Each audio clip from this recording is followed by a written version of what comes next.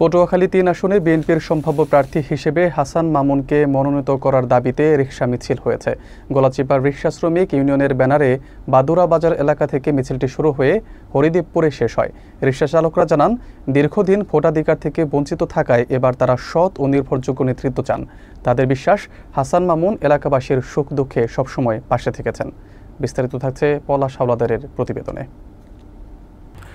পটুয়াখালী ৩ আসনে বিএনপির প্রার্থী মনোনয়নকে কেন্দ্র করে গলাচিপায় রিকশা শ্রমিকদের উদ্যোগে একটি বর্ণাঢ্য মিছিল অনুষ্ঠিত হয়।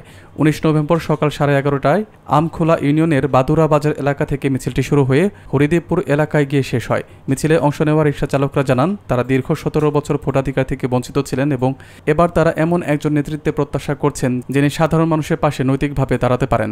তাদের বক্তব্য অনুযায়ী হাসান মাহমুদ শুধু একজন রাজনৈতিক কর্মী নন, বরং এলাকাবাসীর দুঃসময়ে সহযোগিতা করে তিনি একজন অভিভাবকের মতো ভূমিকা রেখেছেন।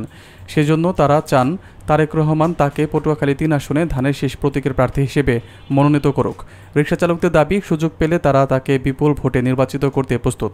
মিছিল শেষে হরিদেবপুর স্কুল মাঠে অনুষ্ঠিত সংক্ষিপ্ত সমাবেশে স্থানীয় শ্রমিক দল এবং রিকশা শ্রমিক ইউনিয়নের নেতারা বক্তব্য রাখেন।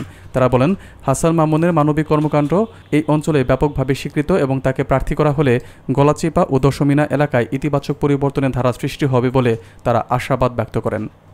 হাসান মাহমুদ ভাই আমাকে মনে করেন গলাচিপা উপজেলায় মনে করেন যে আমাকে লাগে দেহা হইলে আমাকে জড়াই ধরে, আমার লাগে সে কথা বলে, সে আমাকে ভালোবাসে, আরে আমরা চাই সে আমাকে যে জড়াই ধরবে আমরা কোনো সময় কল্পনা করে নেই।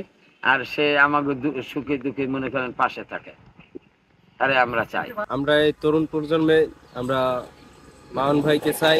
আমরা রিক্সা চালাই, ঠিক আছে, আমরা মনে করি না যে চুরি করে খাই, আমরা কর্ম করে খাই, ঠিক আছে।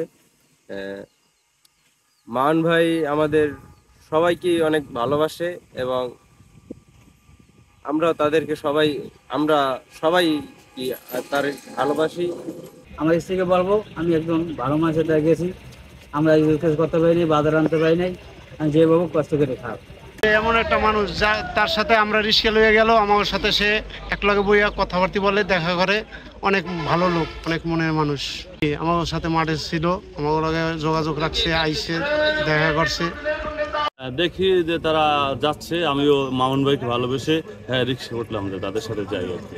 আমি এটা পজিটিভ মাইন্ডে দেখি যে তারা এত মানুষ, এত রিক্সা শ্রমিক তারা তাকে ভালোবাসে। তা আমরা তো অবশ্যই আমরা তো তার সম্পর্কে জানি এবং তারাও কম বেশি জানে। তারা যেহেতু ভালোবাসে, আমরাও ওইভাবে ভালোবাসি। মামুন ভাই আসলে ভালো মানুষ, ব্যক্তি হিসেবে ভালো। সে সব সময় এই যে যারা আছে সবাইকে নিয়ে কাজ করে, সবার আমরা সবসময় তাকে কাছে পাই এবং আমরা চাই সেই এইখানে আমাদের নেতৃত্ব দেব এবং এমপি হিসেবে আসুক। আমরা তারা এই এমপি হিসেবে দেখতে চাই।